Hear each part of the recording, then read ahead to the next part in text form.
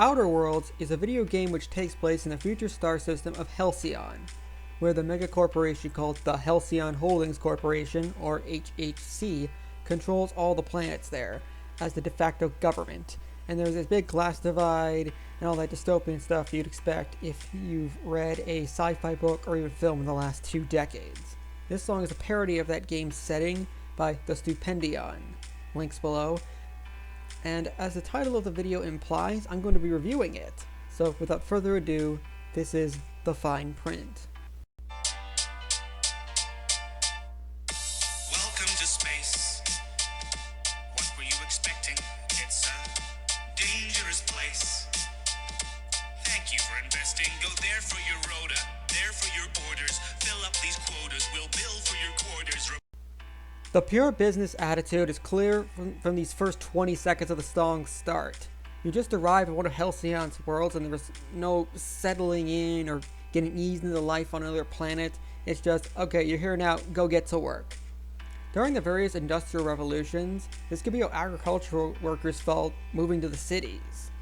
They needed to get started on whatever job they came for. No taking the time to adjust to this mass change in environment and the cluttered up rooms. Money needs to be made, and I don't necessarily mean theirs. Report to your foreman, but watch for marauders, 'cause if you get eaten, there's fees for your mourners. They also mention marauders, but in a casual manner, like they don't care about this hazard existing out there, likely because it doesn't really affect production. Like in the 1920s, there was this factory that worked with paint that glowed because it was radioactive.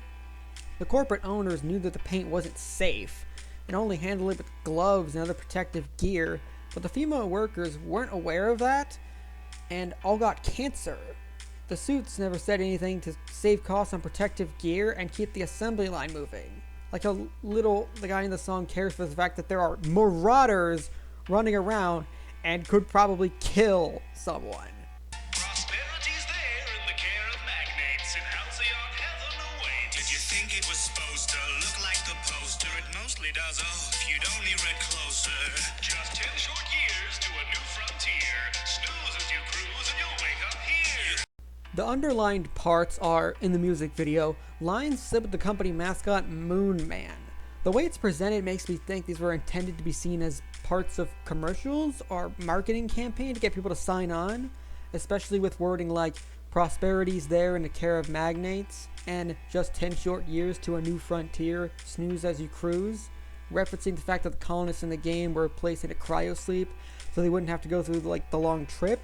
Although I wouldn't call a decade short, and it's all juxtaposed with what's in the middle of those two phrases and what's spoken after. Been trapped in that ship for an awful long time, so perhaps you have simply forgot what you signed. Oh, honestly, did you not read the colony policy that defined you as company property?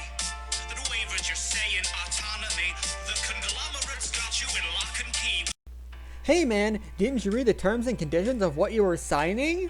Well, perhaps you should have this particular time, because now you're our indentured servant. Tough luck, buddy. Put the dollar back into idolatry. If you're upset, you can rent an apology. We are a family forged in bureaucracy. No I in team, but there's con in economy. Were you expecting adventure? Were you hoping for fun?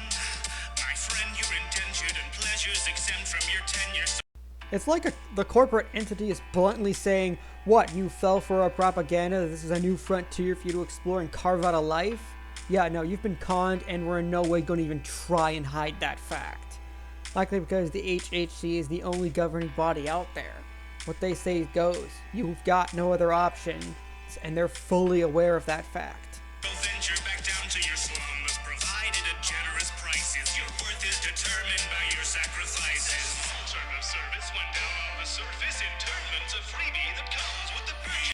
Your worth is determined by your sacrifices, is the essence of large businesses to their employees, especially during the industrial age. That's not what your company can do for you, but what you can do for your company. Moon Man also gets quickly recontextualized, as the need to trick people into coming here is now gone. No subtlety like before. He's right in your face now, like everything else.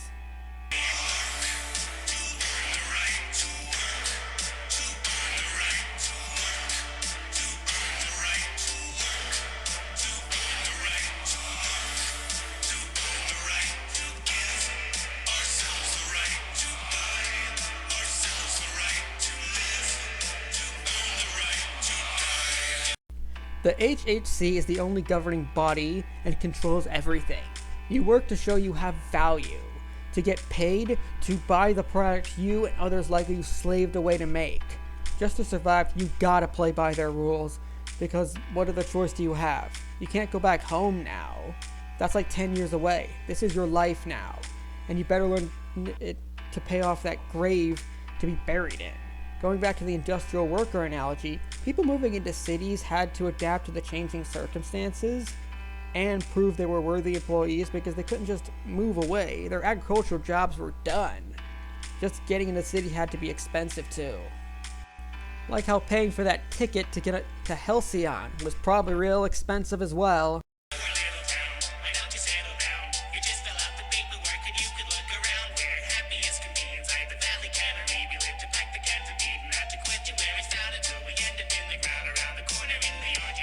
These lines seem to be spoken from a different perspective, like another employee rather than a corporate entity we've been hearing from for the rest of the song. Someone who's been here longer, and even the disturbing notion of bringing up the cannery and mentioning that they don't know where their food comes from. I mean, do you? The vast majority of what people eat in the US is made out of corn. No, really.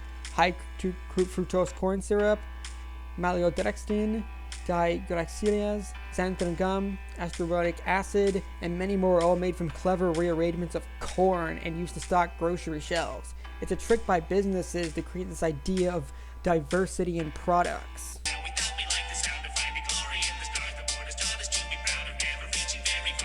Did you know that Elon Musk was talking about people needing to get loans to be able to afford passage to his Mars colony thing? Loans they'd have to pay off with jobs there, and the cost to get a ticket, like the best possible rate, could be $200,000. I think he's still on with that idea, but I could be wrong there.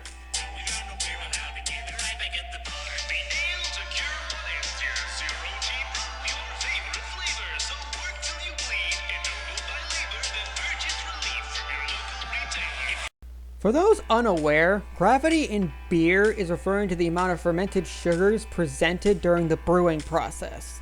So there being 0 G's means that it hasn't been fermented and doesn't have any alcoholic properties. In other words, the HHC can't even sum up the care to make booze that makes people forget their worries. In fact, did you know that out of all the eyeglass businesses, they are all owned by 2 large corporations, Lexicon and Safo? Like, a large part of modern consumerism is giving people the illusion of a choice. Like, there is an option, so people think that they're getting a better deal elsewhere, but ultimately, Lexicon is getting your money no matter what. Except in Halcyon, because everything is owned by one mega corporation, they don't have to care much about the quality, because what are you going to do? There are no competitors, only them. There's no anti-monopoly laws out there to stop them. It's what they've got or bust. That is the reality of people who sign up to live in Halcyon, and the HHC knows it.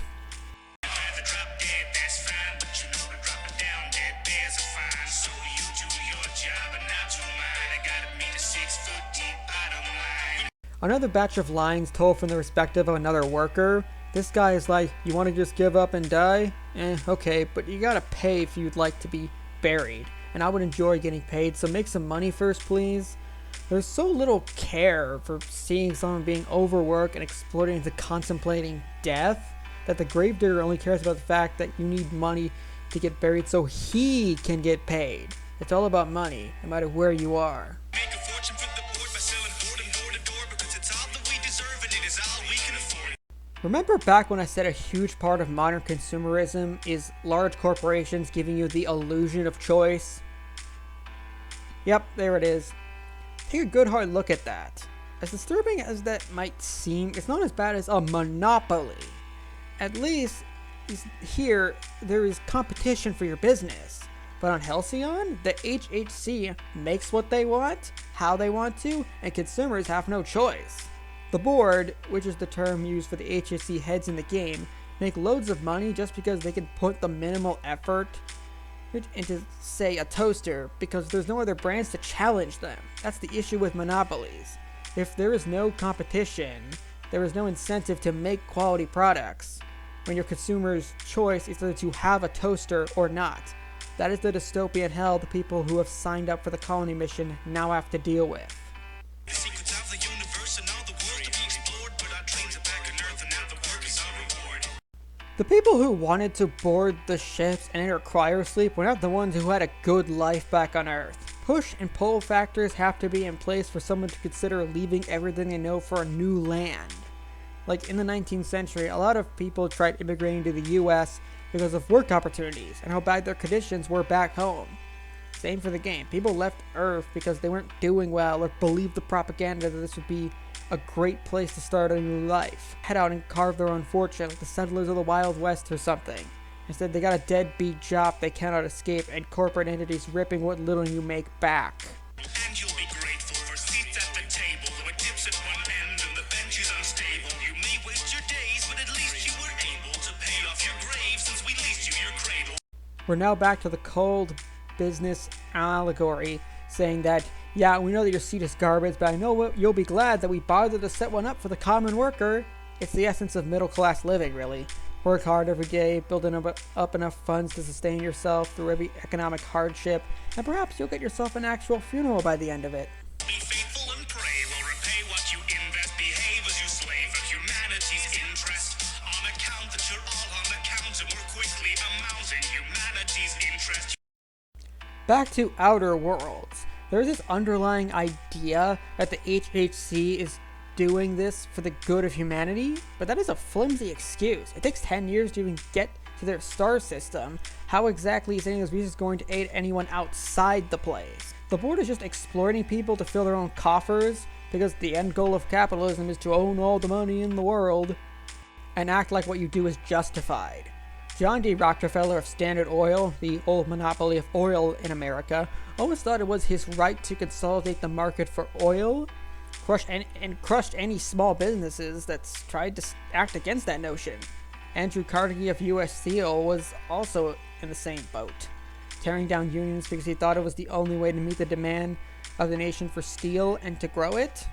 They legitimately thought the exploitations and anti-consumer practices they did would help the U.S. economy and the people within it, while making as much money for themselves as possible, when in reality, it was just that last thing I just mentioned. You'd think that we'd sink to the brink of rebellion with markets dependent on peddling weapons. If Fossil does something controversial and its primary customers run off to Jimmy Choo, yeah, it might suck in the short term that Southflow is now losing one of its businesses. But there are 20 different companies that could easily fill the void and dealing with the loss, so it means that nothing in the long term is lost. Who cares if we're funding a rebellion or two, says the HHC. We're still going to make money, and that's all we care about. The architect tells them the secret to heaven is simply consuming whatever we sell them. Consumerism is all about getting people to acquire goods and services in ever-increasing amounts. It's not about whether or not said item you bought is practical, but that you own it now, and can say that you do. The material possessiveness is everything in consumerism. To gain happiness and fulfillment is all about buying the latest car or iPhone. A mindset companies would love for you to have because it means you'll buy what they're selling.